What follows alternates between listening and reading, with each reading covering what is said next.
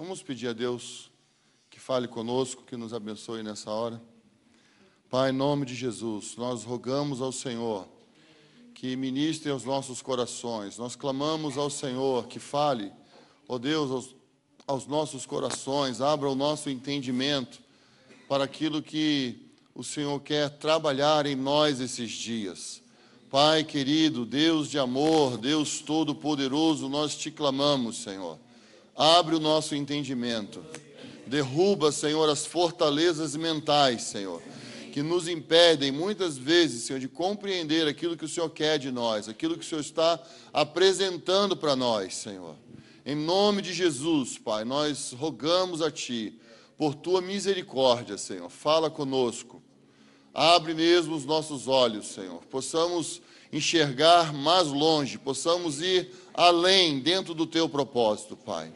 Em nome de Jesus. Amém. Então, nosso tema hoje é liderança fraca. E para falar de liderança fraca, eu quero dar um breve testemunho daquilo que nós estamos vivendo, daquilo que nós estamos praticando ali em Jundiaí. Aproximadamente 26 anos atrás, houve uma divisão e essa divisão gerou duas congregações. E dessas duas congregações surgiram mais duas congregações, porque, como disse o Pedro, quando a divisão se instala, quem dividiu ou quem passou por ela fica sujeito a mais divisão, né? Então, desses 26 anos aproximadamente de história, eu vivi diretamente 23 anos, porque eu moro em Jundiaí há 23 anos. Morava no Rio de Janeiro e em 89 eu mudei para Jundiaí. E essas quatro congregações caminharam distante uma da outra durante vários anos, e nos últimos 10 anos essas quatro congregações se aproximaram. E nesses últimos 10 anos, os presbíteros dessas quatro congregações, eles reuniam toda semana, e toda semana tomavam café junto, tinham comunhão, oravam junto. Algumas vezes nós saíamos da cidade para um local mais retirado, passávamos um final de semana juntos. Isso foi um processo assim, de 10 anos. E de aproximadamente 2 anos para cá, nós estamos vivendo uma outra realidade, porque de 2 anos para cá, nós formamos um presbitério. Nesse presbitério, nós temos 12 presbíteros. E tem 1 ano e meio, que das 4 congregações, nós formamos 2. E essas duas congregações, agora, que não são mais 4, são 2, reúnem manhã e noite. Então, das 4, das antigas, 2 reúnem de manhã e 2 reúnem à noite, no mesmo local. Então, as 2 viraram 1, e as 2 da noite também viraram 1. Então, agora, de 4, nós temos 2 congregações e 1 presbitério. Nesse presbitério, nós temos 12 homens, nenhum segredo, né? Isso nós estamos trabalhando assim, fielmente, estamos trabalhando seriamente em relação a isso. Então, nós temos 6 presbíteros na parte da manhã e temos 6 presbíteros na parte da noite. Desses 12, nós temos uns 10 que são bem ativos e 2 são menos frequentes por causa de atividades extralocais. Então, isso para você entender o panorama de onde eu venho, tá? Então, quando nós falamos a nossa proposta sobre liderança fraca, nós estamos propondo sair da liderança singular para uma liderança plural. Então, a Bíblia nos mostra, no Velho Testamento, alguns exemplos de liderança singular, no Velho Testamento. No Novo Testamento, nós temos o exemplo de uma liderança plural. Então, assim, eu separei dois para comentar, e a gente poderia ir fundo nesses dois que eu separei para comentar, mas com base nisso que nós vamos estar comentando, você pode olhar e ver que existem outros exemplos na Bíblia. Então, o exemplo assim é bem forte, né, de um líder admirado foi Moisés. Moisés se tornou um líder assim muito admirado, muito forte, né? Como nós já vimos aqui, como foi ministrado aqui, esse não era o projeto de Deus inicialmente, mas acabou tendo que ser dessa forma, acabou tendo que ser desse jeito. Então, Moisés se tornou um homem na frente de uma multidão, de milhares de pessoas, um homem responsável por ouvir a Deus, um homem responsável por dirigir um povo e julgar todas as causas que aconteciam nesse povo. Então, sobre Moisés recaía uma responsabilidade muito grande. E Moisés, vocês sabem, tinha muitos momentos que ele reclamou com Deus, ele falou com Deus, não estou aguentando, está difícil, a tarefa é grande. E logo assim, no primeiro encontro, que eu achei assim, muito interessante, o primeiro encontro de Moisés, né, com Deus, ou de Deus com Moisés, eu acho assim que talvez dos encontros relatados na Bíblia, esse encontro acho que foi o mais longo, é o mais longo. Você vê Deus encontrando com Moisés, ali em Êxodo, capítulo 3, começa no capítulo 3, vai o capítulo 4 inteirinho, depois ele gasta uma parte do capítulo 7 para falar mais sobre aquele encontro que Deus havia tido com Moisés na sarça.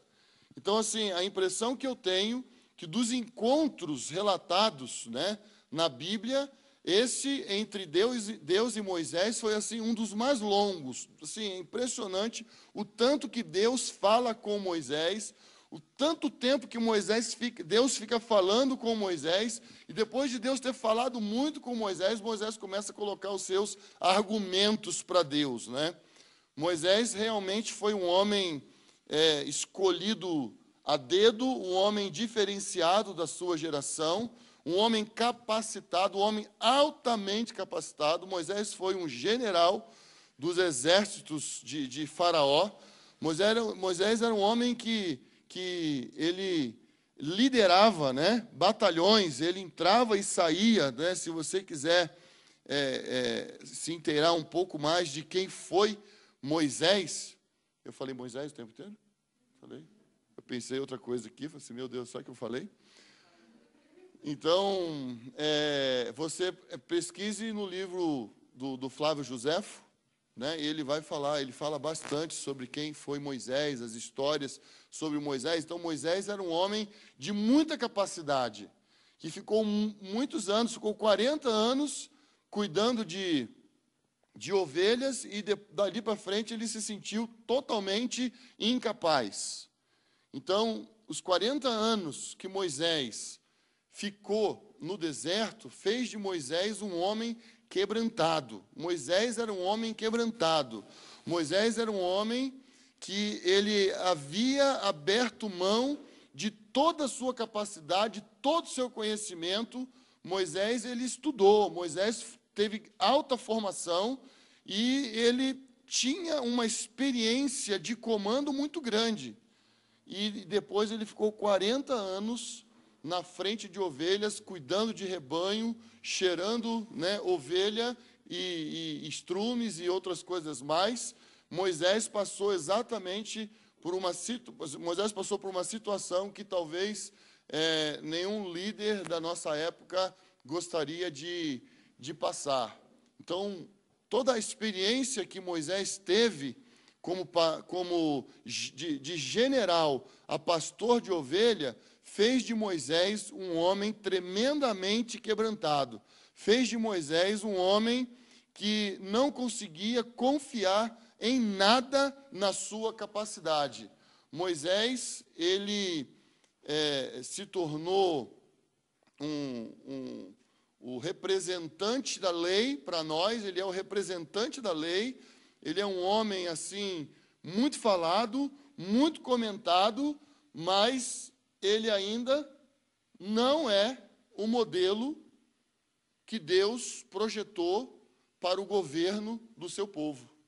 Com toda essa capacidade que o Moisés tinha, mesmo Moisés, sendo um homem quebrantado como ele foi, ele ainda não representa o modelo que Deus projetou, o modelo que Deus queria. Por quê? Porque ele era um homem. Ele era um homem. Quando Moisés reclamou com Deus que a sua carga estava pesada, Deus mandou que ele separasse 70 homens. E aí ele falou assim: olha, eu vou pegar do Espírito que está sobre você e vou colocar sobre eles. Mas tinha uma coisa: mesmo tendo esses 70 homens que Deus havia colocado do Espírito que estava sobre Moisés, daqueles 70 homens, a palavra final continuava sendo de Moisés. A palavra final era de Moisés. Por quê? Porque Moisés era o líder. Moisés era o homem que estava à frente. E eu volto a repetir, esse não era o modelo que Deus queria. Esse não era o modelo que Deus projetou para o seu povo, que Deus sonhou para o seu povo. Deus tinha outro sonho, caminhou dessa forma, foi nessa direção, mas não era isso que Deus queria. Quando Deus chamou Moisés e levou Moisés para frente do povo, né, de Israel que estava ali no Egito, a gente vai observar que nos encontros que Moisés teve com Deus, você vai ver que e Deus falou com Moisés, e Deus apareceu a Moisés, e então o Senhor disse a Moisés, e até Moisés chegar diante do povo, tem um momento que fala assim: e Moisés clamou ao Senhor. Você observa. E Moisés clamou ao Senhor, e o Senhor falou com Moisés. A partir do momento que Moisés tirou o povo do Egito e começou a andar pelo deserto, você vai ver várias vezes, e Moisés clamou ao Senhor. E Moisés clamou ao Senhor. E quando fala sobre clamar, é alguma coisa mais intensa. Então Moisés começou a sentir um negócio pegar. Moisés começou a sentir a coisa ficar feia, porque agora ele estava diante de uma situação completamente nova. Apesar dele já ser um homem muito experiente, apesar de Moisés ter muita experiência, ele não se aferrou nisso, ele não se apegou na sua experiência. Em tudo que acontecia, Moisés clamava ao Senhor. Se você pegou a revista Impacto e você leu o ponto que fala sobre liderança fraca, eu não vou perguntar assim, eu pergunto, quantas pessoas já leram aqui? Esse ponto. Deixa eu ver. Tá. Então, vocês leiam, você vai ver lá que o Haroldo faz um comentário assim: Moisés certamente era um líder que vivia com o rosto em terra. Moisés vivia com o rosto em terra. Ele clamava a Deus sempre. Qualquer situação que acontecia entre ele e o povo reclamava com ele, ele clamava a Deus. Vamos abrir nossas Bíblias?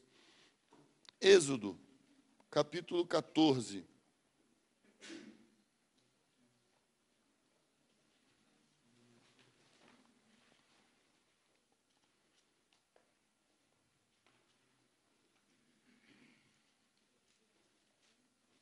Então o povo foi, saiu com Moisés, caminhou, Deus falou para Moisés, eu não vou levar eles pelo caminho mais curto, não, eu vou levar eles pelo caminho mais longo, para o povo, de repente, não se sentir encurralado e querer voltar para o Egito, nós vamos fazer um caminho mais longo, porque lá o povo não vai ter como voltar. Então Deus já avisou, você vai ter dificuldade. E eles foram. Quando chegaram no Mar Vermelho, o que o povo fez?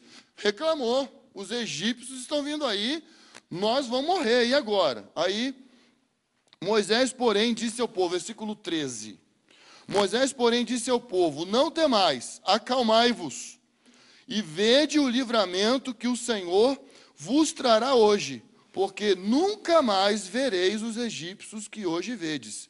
O Senhor guerreará por vós. Por isso, acalmai-vos. 2 vezes Moisés falou para o povo, acalmai-vos. Olha o versículo 15. Então o Senhor disse para Moisés, por que clamas a mim? Moisés falou para o povo, fica calmo. Aí ele foi clamar a Deus. E ele começou a clamar a Deus. E Deus, mas por que você está me clamando? Por que clamas a mim? Ordena aos israelitas que marchem. E tu ergue, estende a tua mão com a vara sobre o mar e abre-o, para que os israelitas passem pelo meio do mar em terra seca. Então, toda circunstância, toda situação que Moisés vivia, Moisés não partia do princípio do que ele já sabia, do que ele já tinha vivido. Com certeza, ele, como general, já tinha vivido situações de encurralamento. Ele já tinha vivido situações de aperto. Mas ele não confiou nisso. Ele não usou de suas estratégias. Ele foi clamar a Deus. Ele foi buscar a Deus. Porque Moisés me chama a atenção e me faz assim ficar mais atento, porque ele foi um homem que não confiou, não ficou firmado num único encontro que ele teve com Deus. Nós temos visto hoje, em nossos dias, pessoas que um dia ouviram a voz de Deus, e porque ouviu a voz de Deus, começou um movimento. Glória a Deus, ouviu a voz de Deus. Isso é maravilhoso. E aí você pergunta para a pessoa, e aí? Quando foi que Deus falou com você de novo? Não, até agora nada. Então, às vezes, nós ouvimos Deus falar uma vez e saímos fazer, e vamos fazer. Moisés não se firmou nisso. Moisés ouviu Deus falar com ele na sarça ardente, Deus falou com ele na sarça ardente, ele foi diante do povo, fez tudo o que Deus falou com ele, foi diante de Faraó, e sabe o que ele fez? Voltou para falar com Deus novamente. E agora? O que eu faço? Como vai ser? Qual é o próximo passo? Como faz? Isso, amados, com certeza gasta tempo. Isso, com certeza, dá trabalho.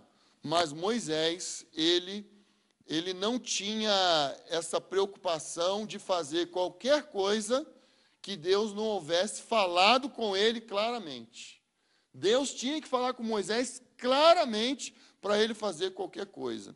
Aqui em Êxodo, capítulo 15, no versos 24, depois que Moisés canta, Miriam dança, o povo marcha.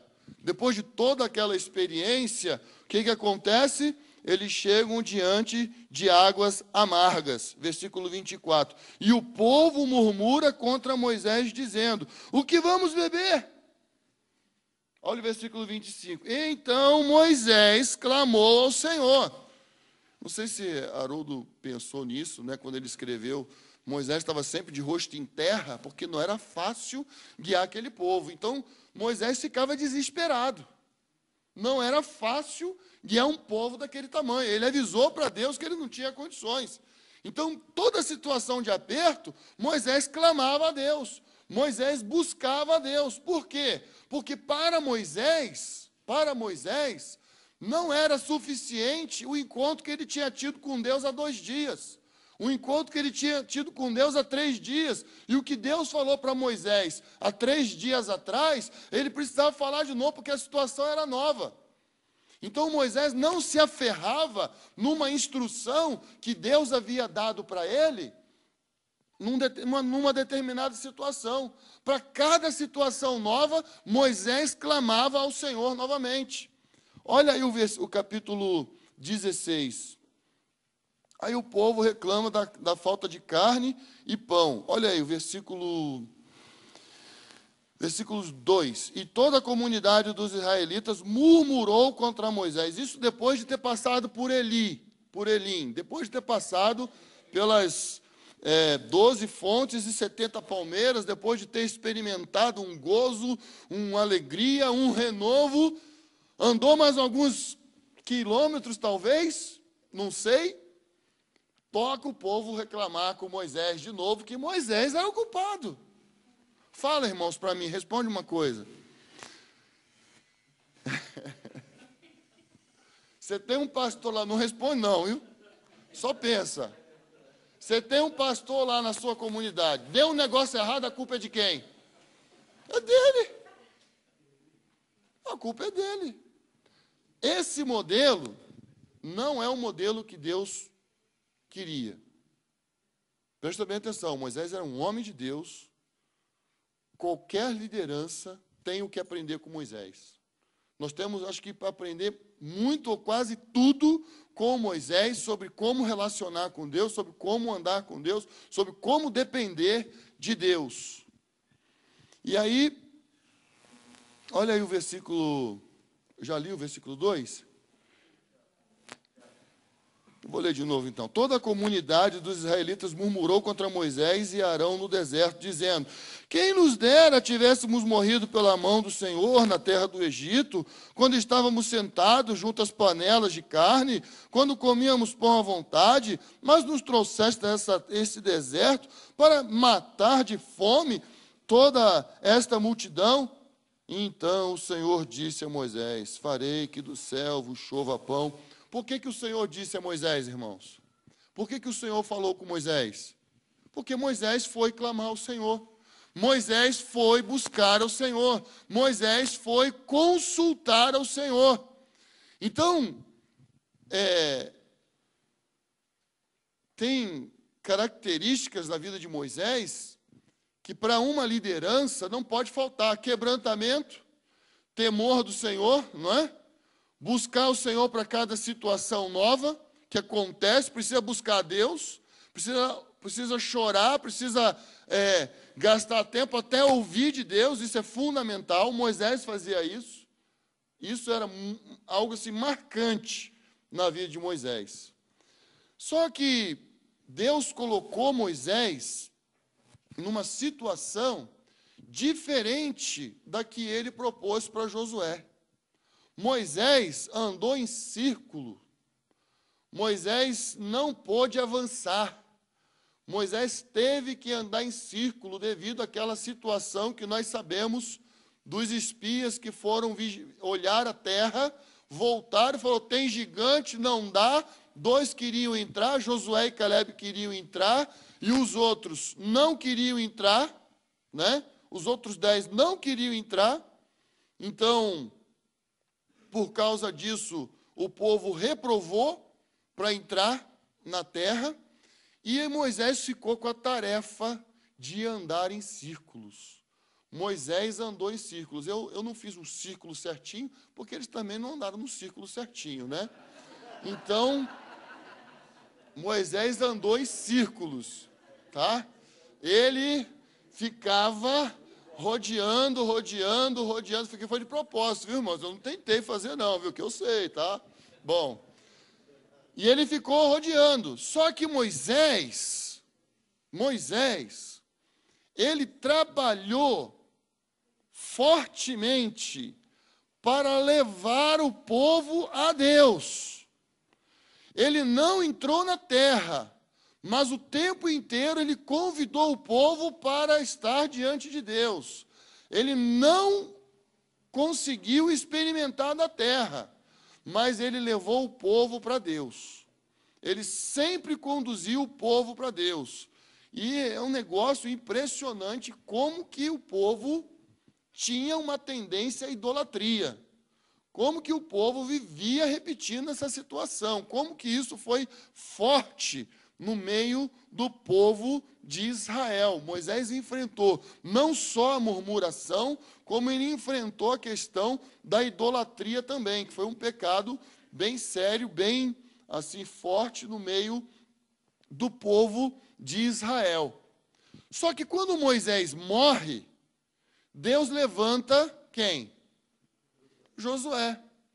E diferente de Moisés, Deus permitiu que Josué avançasse. Então, o povo, debaixo da liderança de Josué, o povo avançou. O povo parou de andar em círculos e o povo avançou. Por quê? Porque a tarefa de Moisés foi manter o povo ligado com Deus. A tarefa de Moisés foi manter o povo em contato com Deus. A tarefa de Josué foi conquistar a terra. A tarefa de Josué foi avançar. Então, a partir de Josué, vocês não vão mais andar em círculos, vocês vão avançar. E Deus ainda fala, vocês vão conquistar para o norte, para o sul, para o leste, para o oeste, por onde vocês forem, eu vou entregar o povo na sua mão. Então, Deus deu uma ordem diferente para Josué. E quando Deus falou com Josué, disse, olha, Josué, Moisés, meu servo, está morto. Você vai pegar o povo e vai atravessar o Rio Jordão. Você. No dia seguinte, Josué, você não vê Josué perguntando para Deus assim, quando é que eu vou atravessar o Rio Jordão? Como é que eu vou fazer para atravessar o Rio Jordão? Você vê Josué falando assim, olha, se preparem, porque daqui a 3 dias nós vamos atravessar o Rio Jordão. Josué, apesar de ter sido treinado por Moisés, Josué tinha uma característica de liderança diferente de Moisés. Então, Moisés tinha o peso e a incumbência de manter o povo ligado, adorando, com devoção, com temor diante de Deus. E Josué, ele também foi alertado, ele também foi orientado para que ele mantivesse o culto, mantivesse o sacrifício, mantivesse as ofertas. E ele fez. Ele fez, só que ele tinha a tarefa, além de manter o povo ligado com Deus, ele tinha a tarefa de conquistar a terra. Então, Moisés ele não teve muita tarefa de fazer, né, conquistar, mas Josué teve. Josué teve, e Josué foi, e Josué marchou, e Josué andou. Só que foi Josué e Calebe, mas quem sobressaiu foi Josué. Quem ficou à frente do povo foi Josué. Josué também, ele representa, ele também é um modelo de liderança singular. Veja, vamos ver aqui, em Josué, capítulo 9. Vamos abrir nossas Bíblias.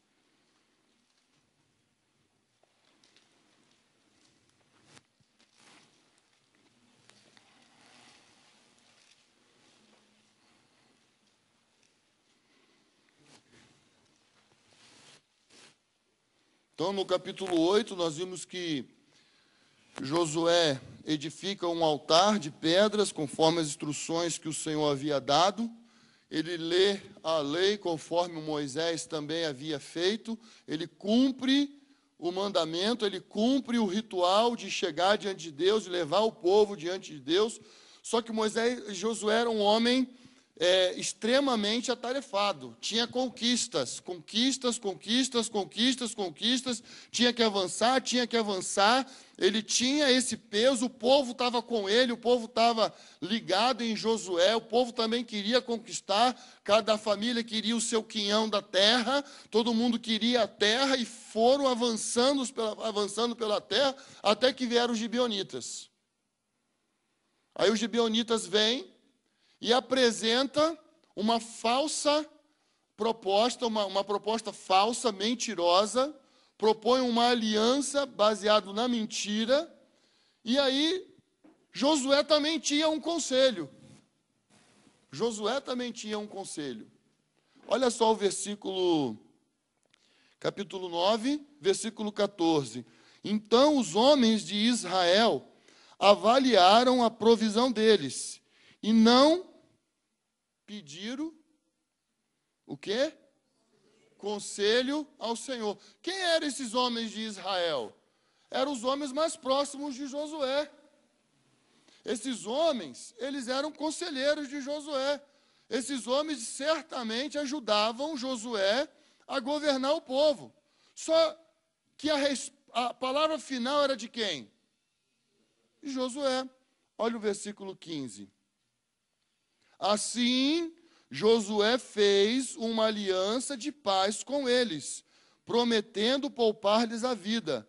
E os líderes da comunidade lhes prestaram juramento. Então, o passo errado que foi dado por Josué, ele não deu sozinho, tinha outros junto com eles. Mas quando nós falamos da aliança errada que foi feita com os gibeonitas, nós falamos em quem? Josué. Quem errou? Josué. Mas Josué estava sozinho nesse contexto? Não, mas a palavra final era dele. A palavra final era de Josué. Josué tinha a palavra final. E recaiu sobre Josué o fato de ter feito uma aliança errada com os gibeonitas. A tarefa era muito grande, eles tinham pressa. Eles pararam para ouvir o Senhor sobre aquilo? Não. Moisés não faria essa aliança, porque Moisés iria ouvir o Senhor. Moisés iria buscar o conselho do Senhor. Só que Josué era um tipo de homem que tinha que fazer. Josué tinha pressa, tinha que fazer, tinha que fazer. Então, a liderança plural, o governo plural, eu não tenho como ficar falando assim, só uma coisa, tem que assim, falar as duas coisas ao mesmo tempo, tá? Então você se organiza aí, que até hoje eu não consegui me organizar aqui. Então eu vou lá, eu volto, eu subo, eu desço aqui, porque realmente são muitas coisas que vão convergindo, né? Então, a liderança plural, ela precisa ouvir de Deus, e ela precisa também fazer como Josué. E ouvir de Deus e fazer, meu Deus do céu, dá trabalho. É difícil, não é fácil. Mas o Pedro Arruda já nos disse que ouvir de Deus é fácil. Né? O fato é que nós devemos aprender a não fazer nada sem ouvir de Deus. E ouvir de Deus para poder fazer. Não fazer sem ouvir e ouvir de Deus para fazer. Esse é o desafio maior de uma liderança plural. Esse é o desafio maior de uma liderança plural. Então, eu gosto de repetir, gosto de falar que Moisés ele tinha esse peso de levar o povo para Deus. Josué levou o povo para conquistar a terra. Infelizmente, existem muitas avaliações, né? No final do ministério de Josué, ele falou assim, eu e a minha casa serviremos ao Senhor, porque o povo já estava entrando por um caminho que Josué não tinha alegria, Josué não tinha paz, mas ele falou, eu e a minha casa vamos servir ao Senhor. O que vocês vão fazer, vocês precisam entender o que vocês vão fazer. Quando Josué morre, o povo entra em que tempo? Tempo de Juízes. Infelizmente, a gente precisa falar nisso, né? Ou felizmente, ou a verdade é essa, que a liderança singular produz um povo raquítico. A liderança singular produz um povo tendencioso. A liderança singular produz um povo com tendências muito fortes. Pode ser até o pecado, e até a libertinagem, ou até mesmo ao legalismo, ou a licenciosidade, como nós ouvimos aqui. A liderança singular, isso é muito forte na liderança singular. Por quê? Porque está baseado num homem, e como nós acabamos de ouvir hoje de manhã, nós estamos agora diante de uma nova proposta da maneira de Deus falar, diante de uma nova proposta da maneira de Deus se comunicar. Então, nós tínhamos os profetas no Velho Testamento. Moisés era um profeta, respeitado, reconhecido, aprovado, não havia dúvida. Josué era um homem de Deus, incontestável, mas eram únicos. No Novo Testamento, a proposta é outra. Não é mais exclusividade dos profetas. Agora surgiu o ministério apostólico, o ministério do Filho. Agora tem uma outra maneira de relacionar com Deus, o povo e a liderança. Porque agora nós estamos na nova aliança. Nós entramos num novo tempo, nós entramos agora numa nova ordem. Então, a maneira de ouvir de Deus, nós ouvimos aqui, assim, bem profundamente, né, sobre ouvir, né, como ouvir de Deus, a exigência para se pregar uma palavra, né, depois que você ouve. Quando é que você vai pregar uma palavra? Quando é que você vai anunciar alguma coisa? Porque se você vai falar daquilo que você não vive, o Espírito Santo não vai testificar na vida das pessoas, se você fala de algo que você não está vivendo. Se só fala de algo que você está ouvindo, né, não tem como. O Espírito Santo não vai testificar. Você precisa viver, precisa encarnar. E esse é o grande desafio. Então, um governo plural precisa de quebrantamento, como Moisés, precisa querer ouvir a voz de Deus, como Moisés queria, desejava, ansiava, chorava. Isso era algo, né? Precisa avançar como Josué. Isso é fundamental. Agora, pensando um pouquinho no povo de Deus hoje e no povo de Deus naqueles dias. O povo de Deus, depois de Josué, o que eles ficaram desejando? Pô, Josué morreu, o que eles ficaram buscando, além de andarem conforme a sua própria cabeça? Eles queriam alguém que resolvesse a situação deles. Eles buscavam alguém que resolvesse a situação deles. E eles viveram de um juiz ao outro, um juiz ao outro, um juiz ao outro, até que o desejo falou assim: olha, esse negócio de um juiz a cada 30 anos, cada 10 anos, a cada 40 anos, não está satisfazendo. Nós queremos um rei. Nós queremos um rei. Porque depois do tempo dos juízes, nós vimos surgir o ministério de Samuel. Samuel é levantado por Deus e chama a atenção do povo, chama a atenção da nação de Israel e propõe uma nova jornada. Só que mesmo assim, o povo já não queria mais aquele sistema. O povo já queria uma outra coisa. O povo queria um rei. Isso está em 1 Samuel, capítulo 8, versículo 17 a 20, quando fala: nós queremos ser como as outras nações. Nós queremos ser como as outras nações. E o povo de Deus hoje? O povo de Deus hoje está desejando o quê? O povo de Deus hoje espera o quê? Um homem que responda todas as suas perguntas? um super pastor que tem resposta para tudo. O povo de Deus hoje está querendo a mesma coisa que o povo queria nos dias de Samuel. O que o povo de Deus hoje está querendo? O que o povo de Deus hoje está buscando? O que o povo de Deus hoje tem pensado sobre governo e sobre liderança? Porque Jesus chamou a atenção. Vamos abrir nossas Bíblias em Lucas.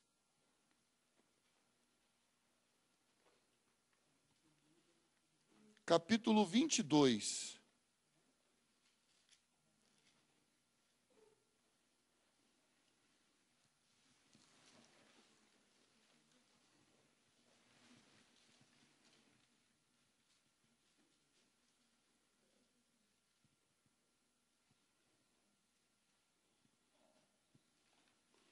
Então, Jesus está falando sobre a questão do maior, o menor, está falando sobre, né, a questão de ser servo, né?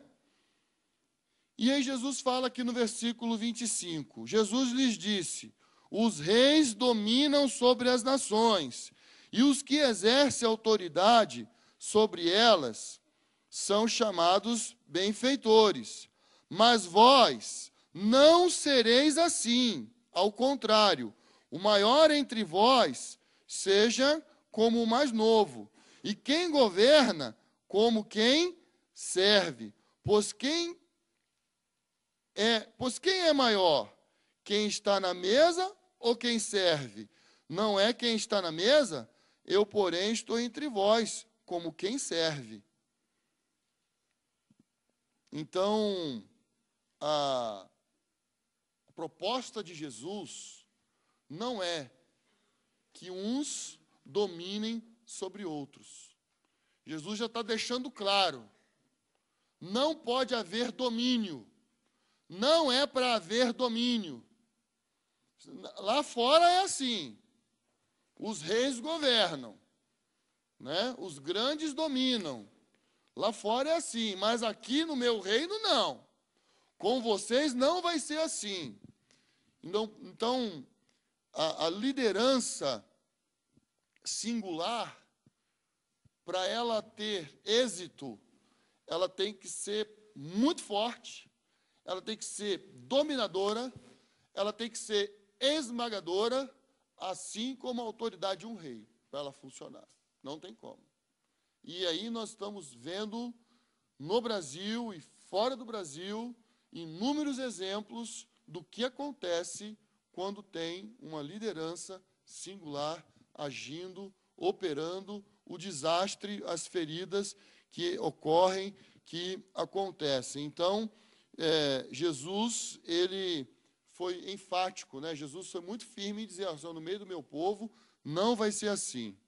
No meio do povo de Deus não pode ser assim. Então, nós como povo de Deus, a igreja do Senhor, não deve desejar um grande líder como Moisés.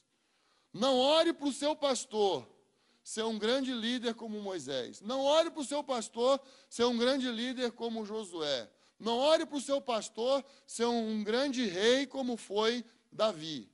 Não é essa a oração. O caminho não é esse. Você deve orar pela sua liderança. Você deve orar pelo governo da sua igreja. Mas, fundamentalmente, que o governo da sua igreja aprenda a ouvir a voz de Deus. Aprenda a ouvir a Deus.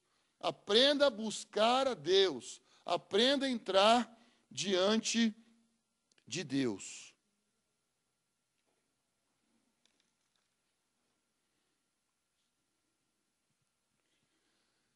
Mas como que é esse negócio de liderança fraca? A liderança fraca, ela é fraca porque todos que estão envolvidos nessa liderança precisam aprender a ouvir de Deus juntos. Quando você fala em ouvir Deus sozinho, e você discernir qual é a vontade de Deus para a sua vida, é uma coisa. Agora, quando você está falando sobre altar coletivo e ouvir de Deus junto com outras pessoas, não é tão simples. Porque são cabeças diferentes, são corações diferentes, são sentimentos diferentes, são pessoas diferentes. Então, você ter 5 homens numa liderança não é garantia dessa liderança ser plural. A liderança plural, necessariamente, não é aquela que tem mais de um. Para ser plural, tem que ser mais de um. Mas não significa que tem 2 e é plural, não significa que tem 3 e é plural. Porque existem lideranças que têm 4, 5 pastores, mas um tem a palavra final. Isso não é plural. Isso não é plural. Ah, mas como faz? Precisa ouvir a Deus juntos. E isso, amados, para fazer como Josué, avançar, andar, sair do lugar, dá trabalho. Nós reunimos lá em Jundiaí no dia 28 e 29 de dezembro. Nós reunimos assim de 8 horas da manhã, no dia 28, até 5 horas da tarde, para entender um assunto fundamental entre nós. Não foi fácil. Gastou muito tempo. Porque nós éramos 10 cabeças diferentes.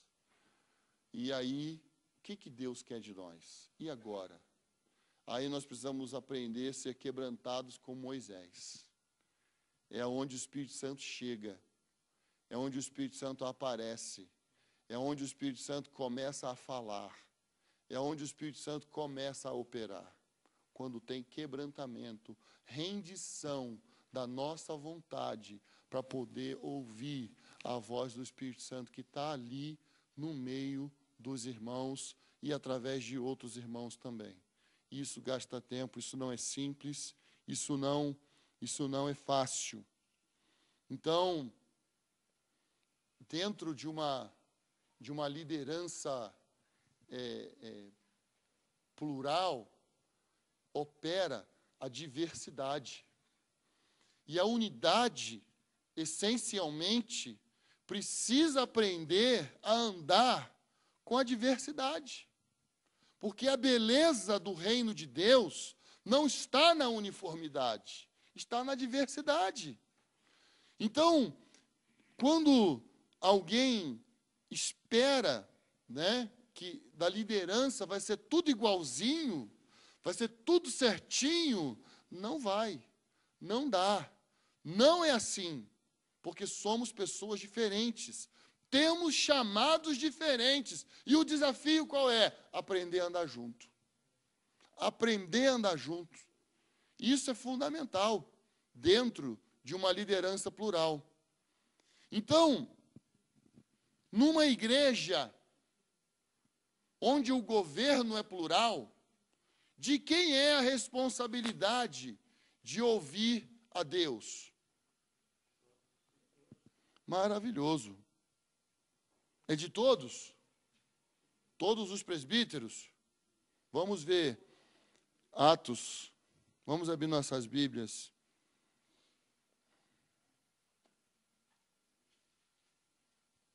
Vamos abrir nossas Bíblias em Atos.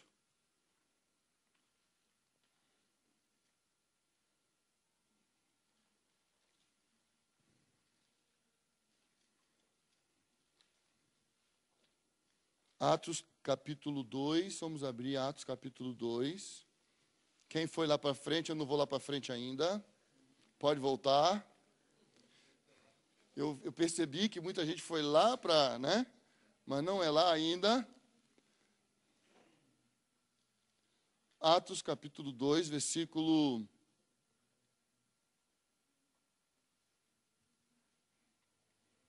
14. Então, pondo-se em pé Com os 11, Pedro tomou a palavra e disse-lhes: homens judeus e todos os que habitais em Jerusalém. Pronto. Pedro se levantou sozinho nesse momento? Não. Pedro se levantou com os 11. Criou-se o hábito de dizer que Pedro era o chefe. Mas Pedro se levantou com os 11. E esses 11 aprenderam a andar junto, aprenderam a comer junto, aprenderam a ouvir de Deus juntos, aprenderam a ter comunhão. Então, nesse momento é Pedro. Tem outro momento que é Tiago. E agora? E agora? Isso incomoda, isso mexe, isso dá um certo desconforto. Porque Pedro não levantou sozinho. Levantou os 11 e Pedro. Então, às vezes nós temos essa tendência. Não, fulano, aquele é o cara. Esse não é o projeto de Deus. Não é assim. Não é dessa forma. Nosso governo em Jundiaí, nós temos irmãos como Jamê Nobre, irmãos como Haroldo Walker, e temos irmãos como Zé Carlos Marion. São os irmãos mais velhos. Aí na reflexão, é que eu sou bem mais novo que o Haroldo, então eu posso falar assim, e sou muito mais novo ainda que o Roberto. Então, quando eu conheci o Haroldo, eu era novinho. Nossa! É que eu sempre fui grande. Mas eu tinha uns 12, 13 anos de idade. Cristóvão também. Cristóvão foi o primeiro que eu conheci. Então, uns irmãos perguntaram para nós aqui em fevereiro, mas quem decide mesmo é o Jamê, Haroldo, né? Não. Como assim? Não, não são eles que decidem. Não, peraí, alguém tem que mandar. É aí que é a questão toda. É aí que é a questão toda. Não manda. Não decide. E agora? Irmão, mas como é que faz? A gente precisa ouvir de Deus juntos. O conselho desses irmãos tem peso? Tem. Decide? Não. Não decide. É fácil para eles? Eu acho que não. Eu acho que não é fácil para eles. Eu acho que é muito difícil. Porque às vezes eles dão pulo mesmo. E às vezes são outros que dão pulo. E não é fácil, não. Você pensa que é fácil? Não é fácil, não. Mas nós temos encontrado Deus fazendo isso. Nós temos tocado no mundo espiritual que sozinhos nós não tocávamos. Nós não experimentávamos. Então, nós temos visto como que Deus tem chegado a nós.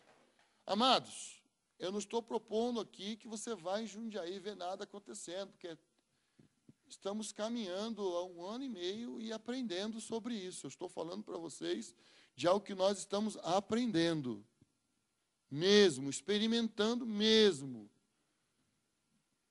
Eu estava pregando numa cidade, falando sobre isso. Aí depois que eu terminei de falar, um irmão me fez uma pergunta. Irmão, eu entendi tudo que você falou.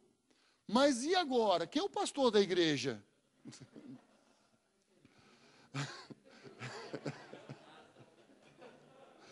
Ele ficou preocupado. E agora, quem que eu vou chamar de pastor? Eu disse, não, eu não estou dizendo que agora não tem mais pastor. Não é isso. Os pastores de vocês continuam sendo fulano, beltrano, ciclano e sertano. Agora, não pense que você vai obter a resposta do que você quer falando com um. Não é assim. Depende da situação. Depende muito da situação. Vai ter momentos que você vai falar com ele e vai dizer, preciso falar com os irmãos. que ele não decide mais. Ele não responde mais. Eu vou falar para você, alguém que anda na liderança singular muito tempo, depois começa a andar junto, sofre muito. Dói. Não é fácil. Não é fácil. Tem irmãos que urram, mas sabe que essa é a vontade de Deus. Sabe que essa é a vontade de Deus. Isso não é fácil. Isso não é fácil. Vamos ver agora Atos 15.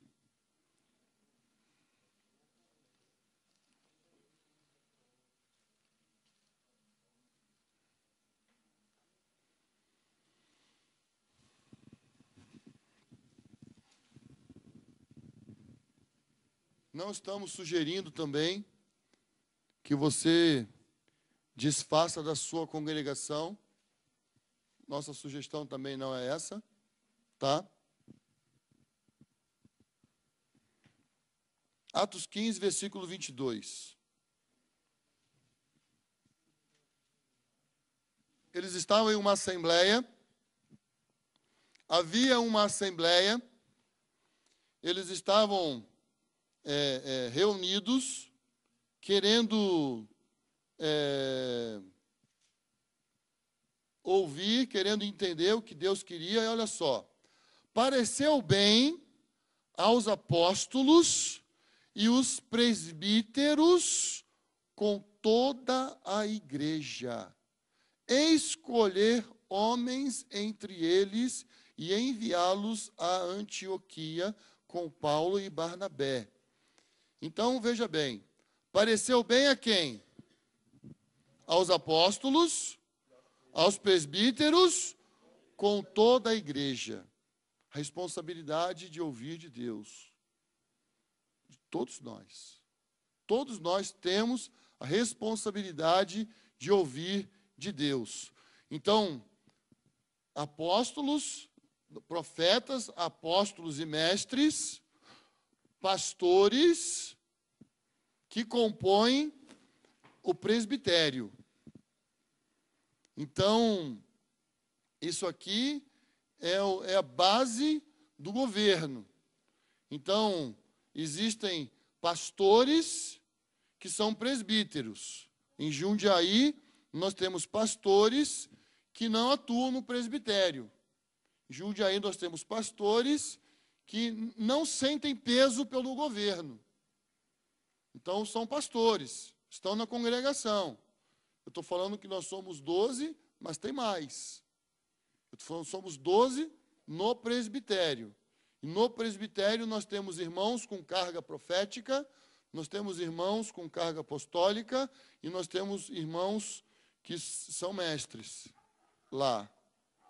E temos pastores que também têm peso pelo governo. Agora, são esses aqui os responsáveis por ouvir de Deus? Não. Por quê? Porque no meio da igreja existem pessoas que têm dom de visão, têm palavra de conhecimento, têm palavra de sabedoria, tem pessoas que têm profecia, tem pessoas que são intercessoras. No meio da igreja operam inúmeros dons. E esses dons são pessoas que estão em contato com Deus e também ouvem ao Senhor. E aí essas pessoas têm uma impressão do Senhor, elas procuram os presbíteros. E os presbíteros querem saber, é de Deus? Como é que é isso? Nossa, isso confirma com o que nós estamos sentindo. Que coisa maravilhosa. Culminamos, achamos o que Deus queria. Que coisa tremenda é isso. Agora, pode haver erros? Pode. Pode acontecer erros?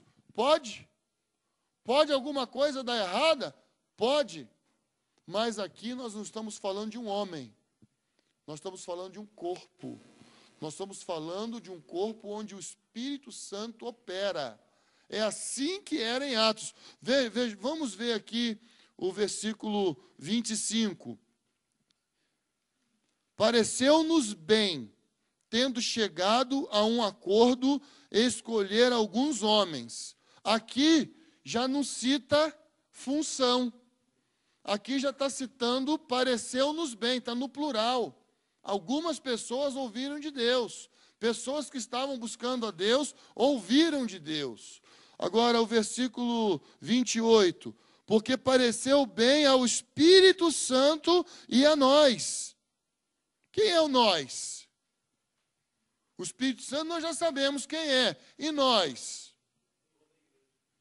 Toda a igreja. Os pastores, os profetas, junto com toda a igreja. Junto com toda a igreja. Houve um entendimento do que é a vontade de Deus. Por quê?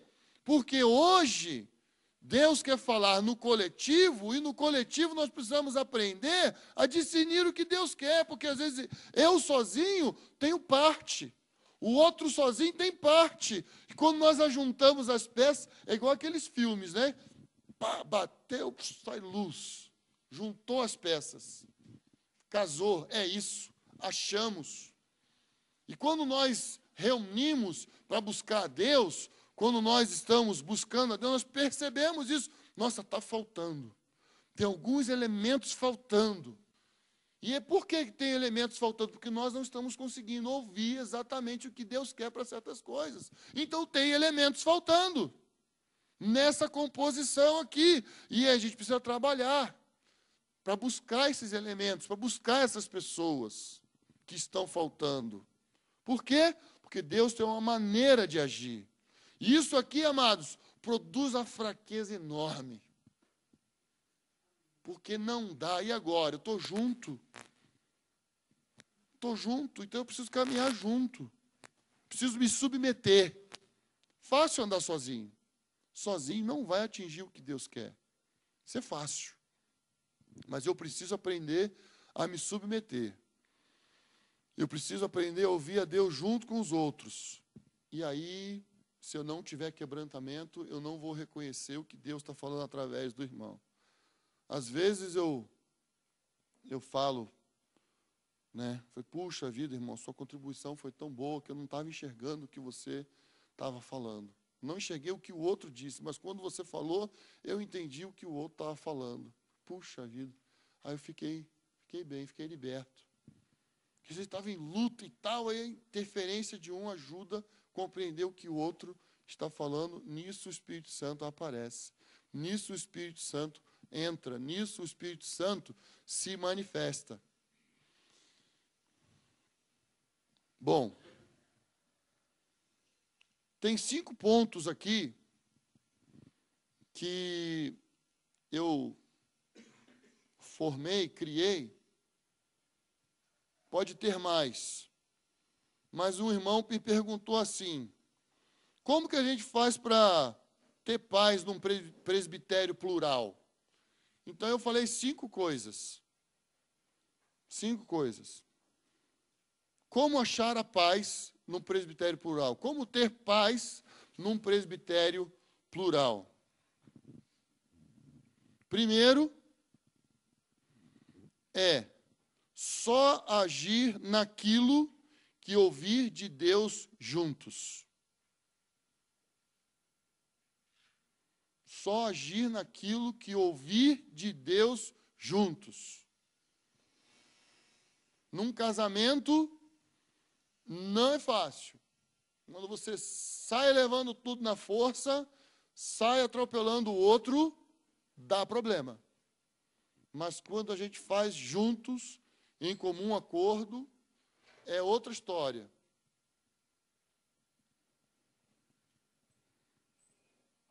Segundo ponto, Atos capítulo 20, abra aí o capítulo 20 de Atos.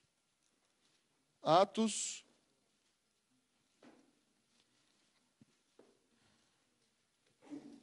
capítulo 20, versículo 28. Então, o segundo ponto é pastorear uns aos outros. Pastorear uns aos outros. Atos 20, versículo 28. Portanto, tende cuidado de vós mesmos e de todo o rebanho, sobre o qual o Espírito Santo vos constituiu bispos. Está no plural, percebe? Bispos para pastoreardes a igreja de Deus, que ele comprou com o próprio sangue. Então, a primeira coisa que um presbitério plural precisa fazer, o que é? Pastorear o rebanho? Pastorear uns aos outros. Cuidar uns dos outros. Isso é a primeira coisa. Precisa cuidar uns dos outros. Precisa vigiar uns pelos outros. Precisa cuidar uns dos outros. Isso é um conselho, né, apostólico. Terceira coisa. Terceiro ponto. Transparência. Transparência. Você precisa ser transparente. Você precisa falar o que você está sentindo. Você precisa se colocar. Eu não estou falando da verdade nua e crua de qualquer jeito ou de qualquer maneira. Tem que ter respeito. Isso é fundamental. Nós vamos ser transparentes, mas com respeito. Porque eu posso ser transparente. Se eu ofender alguém, está errado. Se a minha transparência ofende, eu preciso ir lá e pedir perdão à pessoa. Eu já tive que fazer isso no presbitério. Quarto ponto. Perceber o dom de cada um e cooperar com o chamado do outro. Nós somos homens diferentes, temos chamados diferentes, temos dons diferentes. E agora? A beleza do corpo de Cristo não está na diversidade? Então vamos abençoar aquele irmão. Vamos cooperar com o ministério daquele outro irmão. Que às vezes vai ser dentro da congregação e às vezes vai ser mais fora do que dentro. Então nós vamos cobrir aquele irmão. Nós vamos estar junto com aquele irmão, nós vamos abençoar aquele irmão, nós vamos proteger aquele irmão, nós vamos incentivar aquele irmão no ministério dele. E às vezes isso é muito forte dentro. Então vamos abençoar e vamos apoiar aquele irmão que está dentro. Então isso vai trazer o quê? Paz para o coração daquele irmão. Quinto, eu vou falar, e você pode pensar que parece com o 3, mas é diferente, tá? Ele está mais ligado ao 2 do que com o 3. Ter liberdade para expor suas fraquezas, sendo acolhido, um cobrindo a vida do outro, diante das fraquezas, né? Aí você vê como você vai colocar aí. Nós já tivemos e temos tido momentos assim, onde irmãos abrem o coração, fala da sua fraqueza, o que está acontecendo, e ele precisa ser acolhido. Ele precisa ser amparado. Nós já erramos muito por causa disso. Não podemos mais continuar cometendo os mesmos erros. E é muito importante. Liderança precisa desse ambiente, onde vai abrir o seu coração, onde vai poder falar das suas fraquezas. Então, nem sempre quando a gente pastoreia, a gente está pastoreando segundo a fraqueza. Tá certo, irmãos? Porque pastorear é tocar. Você toca na ovelha para saber a temperatura dela. Mediante a temperatura dela, você sabe qual é o alimento que ela vai comer. Então, precisa tocar. E o pastoreamento envolve isso. E, às vezes, não significa que você, naquele momento, vai estar trabalhando com fraqueza. Sim, às vezes é em outras situações, em outras circunstâncias. E, necessariamente, não é tudo aberto, é tudo exposto ali no grupo de 12 homens. Às vezes, isso acontece junto com o outro, no particular, ali, na intimidade, de uma outra forma, de uma outra maneira. Então, o ministério, o governo, o presbitério, né, a liderança fraca, o presbitério plural, né, eu estou dizendo que a liderança fraca é o presbitério plural. Nós estamos entendendo que esta é a vontade de Deus. Tem um livreto aqui que trata desse assunto, que é o governo na igreja local. Então, ele trata desse assunto. Quando eu estava conversando com a Keila, faz muitos anos que nós ouvimos falar sobre isso, faz muitos anos que nós conhecemos esse assunto e estamos entrando nisso agora. Estamos experimentando isso com mais força agora. Então, eu quero repetir algumas coisas. Vários homens, onde um decide, não é plural. Um homem na frente, com um conselho, não é plural. Então, é fundamental que aprendamos a ouvir a voz de Deus juntos. Bom, eu me propus a parar um pouquinho mais cedo que eu parei. Tem pergunta?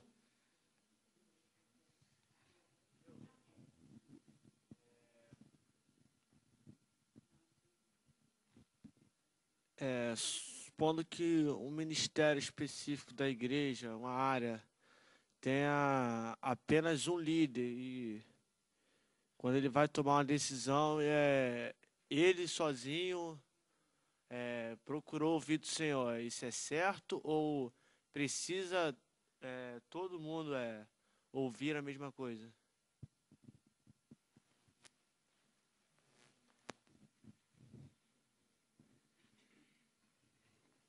Tem alguma outra pergunta semelhante a essa? Todo mundo ouviu a pergunta dele, né? Então, o ideal é que ele não faça isso sozinho. Eu fui pastor de uma igreja durante 16 anos. E eu sofri 16 anos, porque eu tinha um conselho. E eu determinei não fazer nada isolado desse conselho. Então, sofri muito, porque às vezes eu perguntava para o conselho o que fazer, e às vezes os irmãos respondiam para mim assim, não sei. Mas eu precisava saber. E às vezes gastava muito tempo. Então, o ideal é que esse irmão, que está sozinho, busque a Deus de alguma forma, para se encaixar com outros, para ter outros, para não andar sozinho. Agora, eu quero voltar a repetir. Nossa história tem 10 anos. 10 anos de aproximação. Eu não estou dizendo que 10 anos é o tempo ideal. Eu acho que à medida em que nós aprendermos e descobrirmos essas coisas, vai ser mais rápido. Porque é Deus que está fazendo isso. É Deus está fazendo isso em vários lugares. Não é só em Jundiaí. Tem outros lugares que Deus está operando. Então, ouvir de Deus também é um exercício. É uma coisa que a gente tem que praticar. A gente precisa estar praticando. Aqui, em 1 Coríntios, capítulo 14, versículo 31, fala: é importante que todos profetizem, para que todos aprendam. Então, para profetizar, precisa exercitar, para poder aprender. Então, ouvir de Deus é um exercício, porque nós temos muitas vozes. Então, precisa trabalhar isso na congregação, com as pessoas mais próximas. Não, o negócio, agora não, o irmão ali está sozinho e tal, está errado. Não é isso. Tem uma jornada, tem uma caminhada.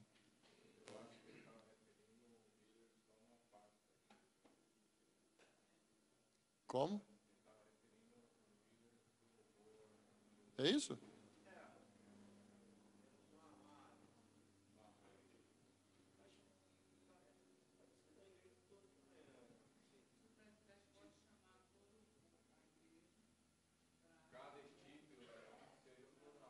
Cada equipe, sem dúvida alguma. Cada equipe precisa de ser plural. Né? Aí nós vamos ter que trabalhar com outro organograma aqui, né? Precisa, sem dúvida alguma, pluralidade. E num grupo de louvor e grupo de intercessão e outros grupos que tem na igreja, precisa de pluralidade.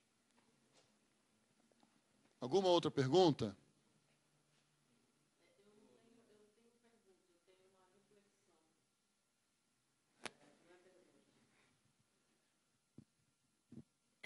Eu estava aqui pensando, e quando a Elisa estava falando hoje, ela colocou do ministério lá atrás, né?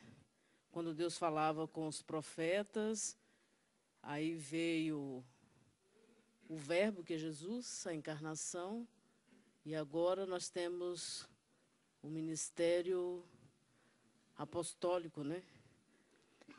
E nós estamos buscando ir além com o único propósito de voltar, né? Tudo isso é para voltar à origem. E voltar porque Jesus vai voltar. Tudo isso tem uma lógica. Porque eu penso em síntese. E aí eu fico pensando, em uma das condições, né, um dos itens, os 10 itens de ir além é a liderança fraca, que é a liderança plural. Aí eu fico pensando como é que isso vai acontecer da forma que vivemos hoje. Se você pensa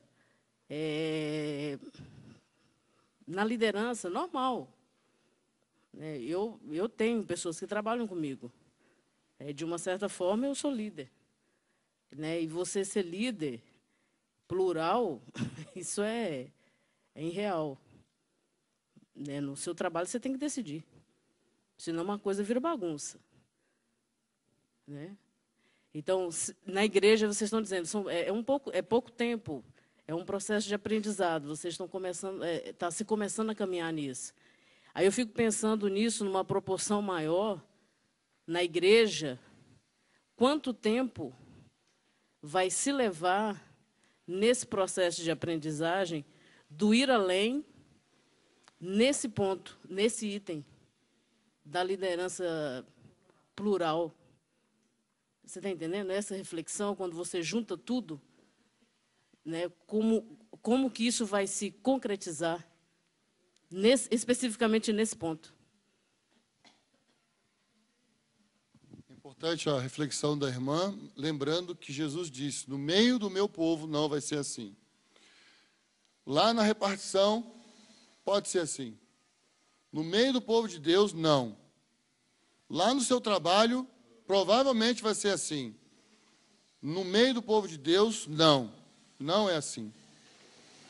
Muito, muito bom. E acredito que quando esse avivamento chegar, e eu acho que não sei quanto tempo demora, né? Não faço ideia, algumas coisas vão ser mais rápidas do que nós imaginamos. Né? Porque Jesus vai... Isso vai abrir espaço para Jesus governar. Vai abrir espaço para Jesus governar. Então, quando Jesus tiver assumido o controle novamente, vai ser mais rápido. Gasta tempo nós chegarmos aonde Ele quer. Agora, quando nós chegamos aonde Ele quer, aí vai ser do jeito dele.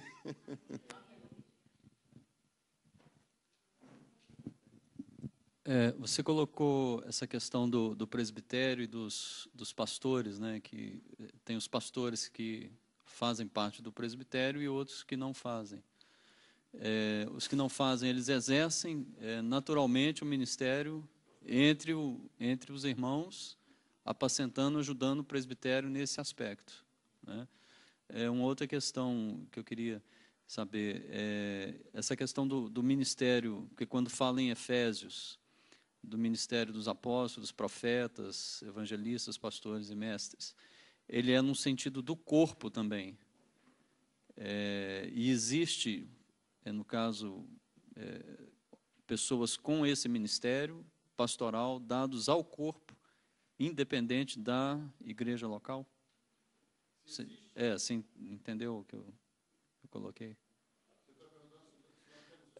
Não, assim, de uma maneira geral, não necessariamente lá, mas de uma forma geral, se existe, né, porque se você tem apóstolos que são dados ao corpo, né, dentro do contexto de Efésios, né, apóstolos, profetas, mestres para o corpo, né, porque geralmente a gente associa pastor à igreja local, né.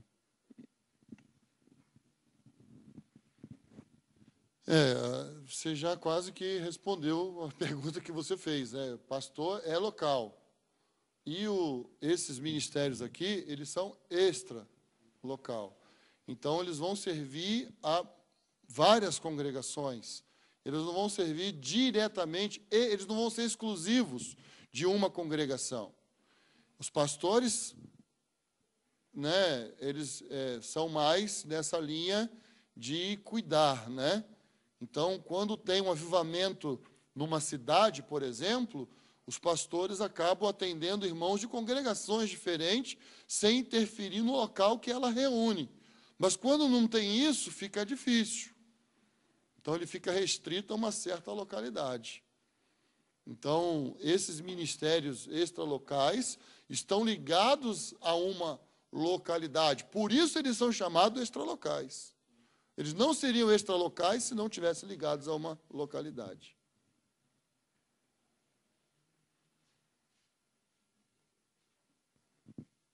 Eu queria fazer uma colocação na transição, que isso é muito novo e muito radical e muito difícil para muitos. E a própria liderança precisa ter esse coração aberto para abrir mão. Mas os obreiros da igreja, os membros da igreja também precisam ser treinados, que a gente tem trabalhado muitos anos com isso, e a gente vê isso acontecendo, de muitas pessoas querem tomar a posição e quererem ser iguais com os pastores, os obreiros amam o poder e não têm atitude de submissão. Então tem que ter alicerce de quebrantamento, de respeito, de entender esse senhorio de Cristo. Então, se abrir mão da autoridade, pode virar uma anarquia.